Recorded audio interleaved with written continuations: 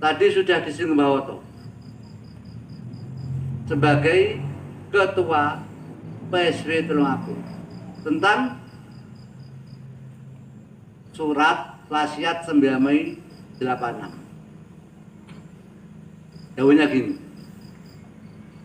hendaknya pengamal Wakidiyah menjadi kesatuan yang utuh. Bersatu menjadi kesatuan yang utuh, tidak terpecah-pecah. Berat sama dipikul, ringan sama dijinjing. Ya boleh begitu. Samping itu beliau juga mendahulukan acara-acara besar seperti Mujahadah Kubro, hendaknya digarisbawahi, saya minta dilaksanakan di Pondok Kedunglu. Kalau tidak ada udzur yang tidak bisa dielakkan. Artinya beliau meminta kepada kita, hendaknya saya minta, itu jelas, hendaknya saya minta dilaksanakan di pusat lahirnya Sawakidiyah itu Pondok Kedunglu. Dan perlu saya jelaskan, banyak orang-orang di sini mengartikan pondok pesantren, maaf. Banyak yang mengartikan orang-orang di sini pondok pesantren Kedunglu, bukan. Pondok Kedunglu. Artinya bukan pondok pesantren Kedunglu. Sehingga dengan adanya kesalahpahaman ini, maaf, kesalahpahaman ini memang disengaja atau tidak. Yang jelas mereka banyak yang mengatakan bahwa pondok pesantren Kedunglu di Kuasa Kreatif tidak bisa melakukan Mujahadah Kubro di sana. Maaf, ini Mbak Ye bukan mengatakan pondok pesantren, Pondok Kedunglu. Jadi Pondok Kedunglu sebenarnya wilayahnya itu milik Mbah Ma'ruf, mulai dari farmasi sampai batas selatan Gang 5. Tempatnya Gus Yaya, tempatnya Gus Sami itu masih Pondok Kedunglu. Dan Pondok Pesantren Kedunglu yang pertama di tempatnya Gus Kamit. Jadi Mbah Ma'ruf mendirikan Pondok Pesantren Kedunglu yang pertama di tempat miladiyah itu. Kemudian banjir tidak bisa ditempati, pindah ke Pondok Kedunglu yang sekarang dikuasai Belatin. Yang sebenarnya itu semua salah. Sebenarnya lahirnya Sawakidiyah itu di Pondok Pesantren Kedunglu Al-Ma'ruf yang sekarang ditempati Gus Yaya. Itu sejarahnya. Terus bagaimana dengan kita? Beliau sebelum mendahulukan semua itu, beliau dawuh, sanggupkah panjenengan sekalian terus wakil-wakil pulau? Pulau tidak sombong. Saya tidak sombong. Tidak boleh seperti itu. Saya tidak sombong. Itu dah beliau. Bangsa lain atau makhluk lain daftar menjadi pengawas Sawakidiyah. Akan tapi kalau mereka sudah menjadi pengawas Sawakidiyah dan penyiar Sawakidiyah, banyak orang yang mati. Karena yang tidak mau menjadi pengamal akan dibunuh. Oleh karena itu mereka saya tangguhkan kembali. Kula menunggu panjenengan sekalian. Kemudian Mbak Ye bertanya lagi, sanggupkah kalian panjenengan sekalian dan wakil-wakil kula? Dan saat itu semua bilang sanggup. Kalau nggak salah, waktu itu jam 4:30 sore. Tempatnya yang sekarang ditempati Makam Mbah Yai.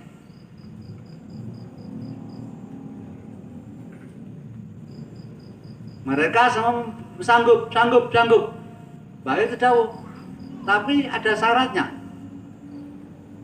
Kalau sanggup, Allah Sang Maha mendengar menjadi saksinya. Apa syaratnya? Al-wakilu muas wakil. Yang wakil itu harus sesuai dengan yang diwakili. Pada intinya, setiap pengamal itu adalah wakil beliau. Terus sekarang, mari kita introspeksi. Selama tahun 89 sampai sekarang. Jangan tahun 86, itu terlalu jauh. Karena apa? Karena Kubro Wadah. Beliau juga menanyakan itu lagi.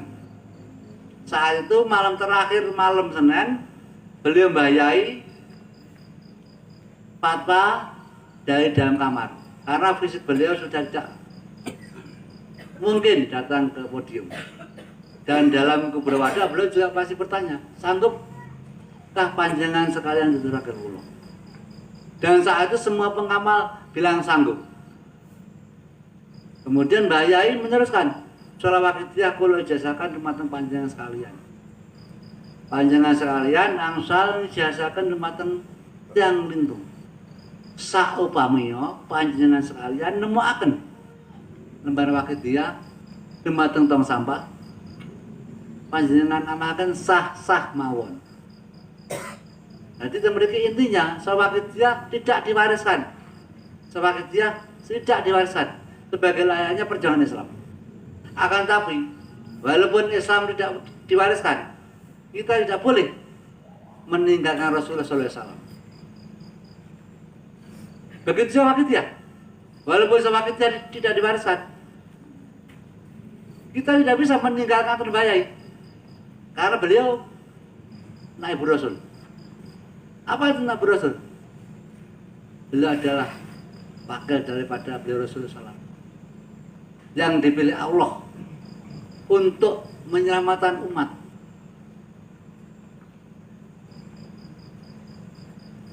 Seorang naibur Rasul itu tidak mungkin mampu tanpa ada keistimewaan dari dirinya.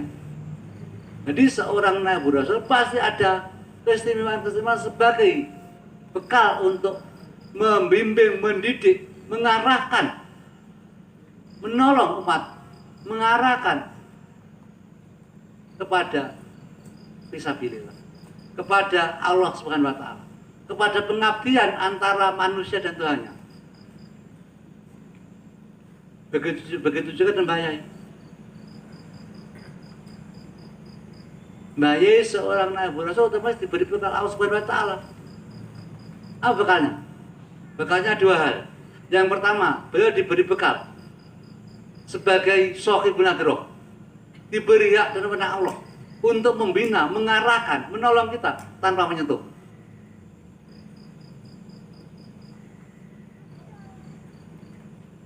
Buktinya, ya ayyuhal ghosamullah, ya Ghos, kaulo sampai akan salam Allah ke pangkuan panjenengan.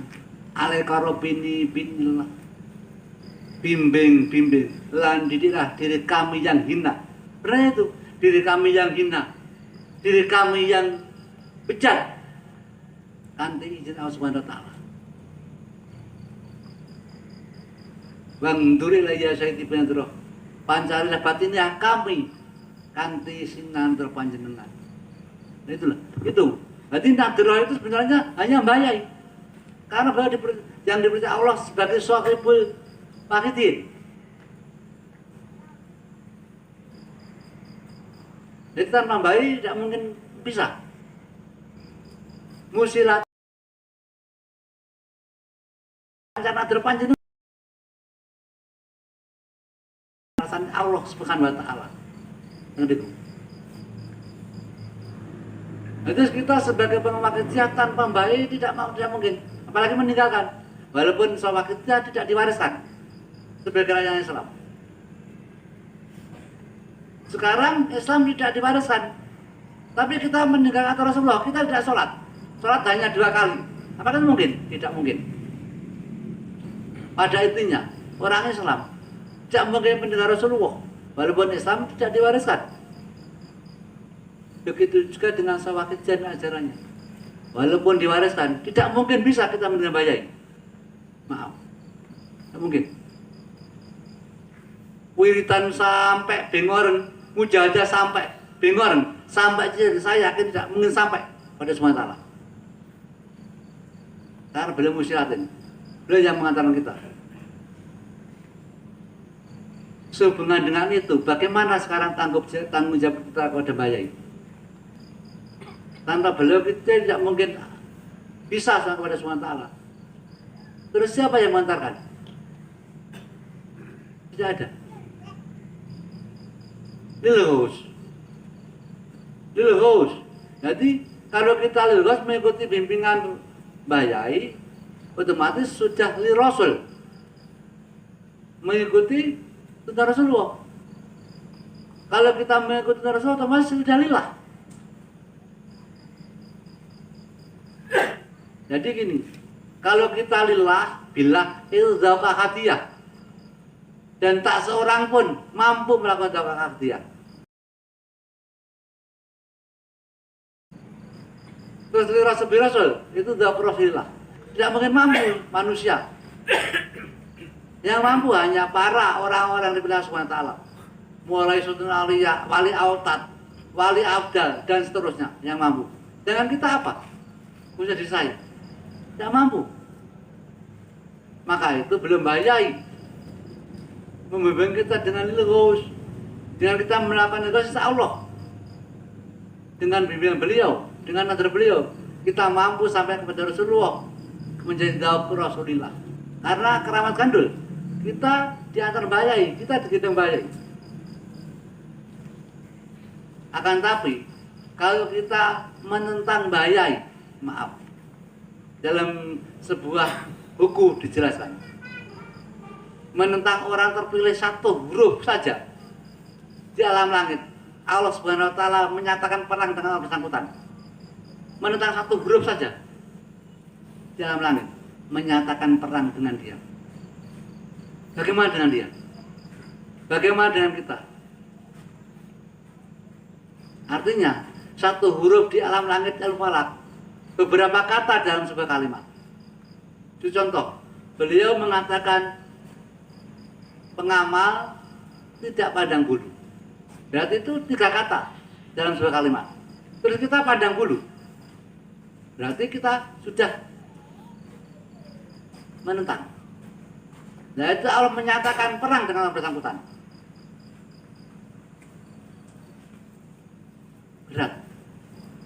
Bagi pengamal itu harus dibayai. Mengikuti tata cara yang telah ditentukan ma'alif. Seperti hanya Islam. Islam kewajibannya sholat waktu. Tanpa sholat waktu tidak bisa.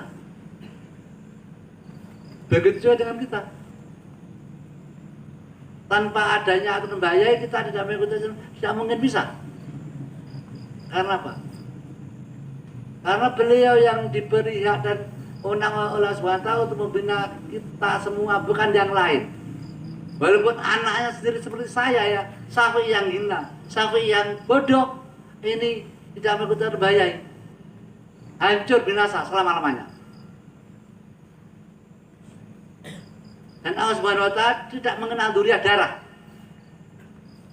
Kalau nggak percaya, buktinya anaknya Nabi Adam, Qabil, itu Nabi, duriah darah. Sampai sekarang kalau ada orang membunuh, Qabil tetap menerima siksanya. Anaknya Nabi Nuh, Kanan.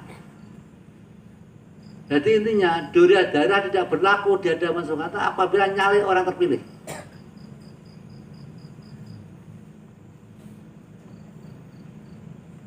Duriah darah hanya pendapat prioritas lebih cepat gitu aja lah. Tapi kalau duriah darah itu maaf menyalahi aturan, maka tidak ada apa-apanya. Bahkan tercabutlah duriah rohaninya oleh Allah Subhanahu wa taala. Jangan anggap anak yang baik ada di sini, ini sah. Jangan anggap anak yang baik ada di sana sah, tidak. Kebanyakan orang yang berwadokan anaknya yang baik ada di sini, pasti mendapat bayai. Tidak.